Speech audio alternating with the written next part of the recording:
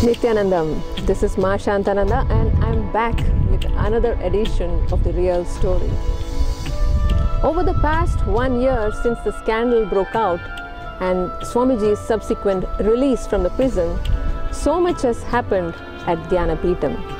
The organization has taken a quantum leap in terms of devotee base, online viewership, online programs and in-house programs, services offered, you name it. And this is just the beginning.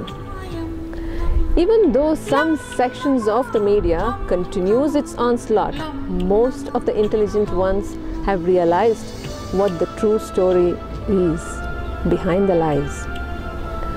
We are reviving these episodes again so you know the extent to which Swamiji and the organization has been abused and is still being abused by some section of the media.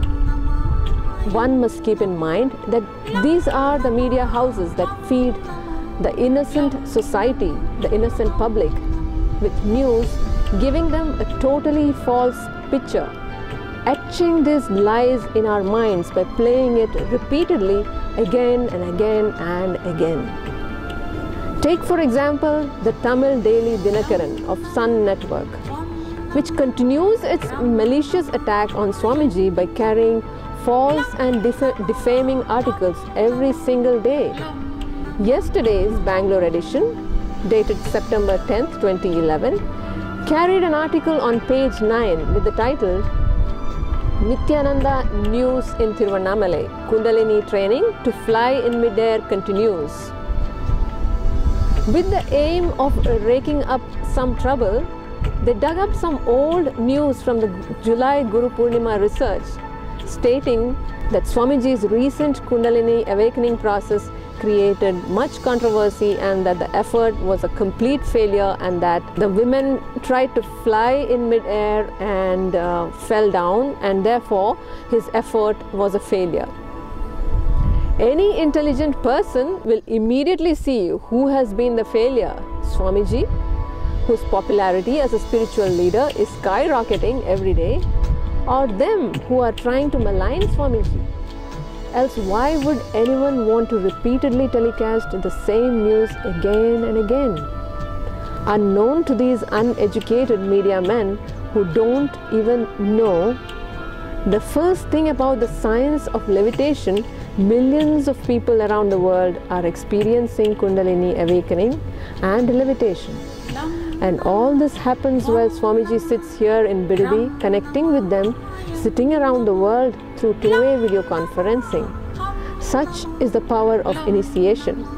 It's a fact. But the unfortunate and less intelligent media men who have made no effort to understand the Vedic science continue to call it a failure. It's very obvious the article is being written by a pervert because the entire article makes references to only women levitating, while in truth there are a lot of men also who are levitating. In the next couple of days, in another episode of The Real Story, we will bring to you the science of levitation so we get a better understanding of the science behind it. Coming back to Dinakaran, it's pretty obvious to anyone that they are on a defamation campaign. Today, that is September 11th, 2011, they had another article with another utterly false title.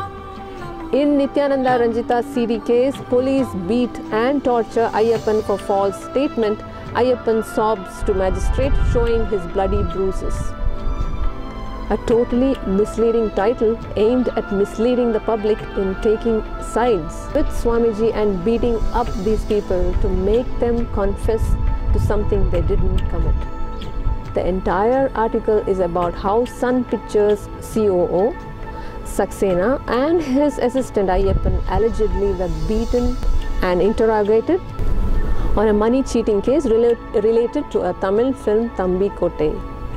Incidentally, they were also arrested and produced before the Saidapet magistrate in connection with a case filed by Sri Nitya Atma Prabhananda, a disciple of Swamiji, for extorting money from him. While the two incidents are totally independent of each other, Dinakaran has so deliberately and maliciously titled their article to mislead people into thinking that the police beat them up to give false statement in the ashram's case. It is surprising that Dinakaran is willing to forsake all journalistic ethics to mislead people to meet its own ends. It is indeed a pity that this irresponsible Tamil daily is forgetting that its publication is purchased by thousands of readers every day who invest their first 1 hour in the morning reading it. The legal team at the ashram is continuing to send legal notices to the editor of the newspaper with diligent clarification of issues, hoping that one day they will realize their folly and stop the attack. Meanwhile, NTV will continue to bring to you our responses and clarifications on all the accusations that have been piled on us and are still being piled on us. Thank you for joining us today. We will meet you again in the next edition of The Real Story. Nityanandam.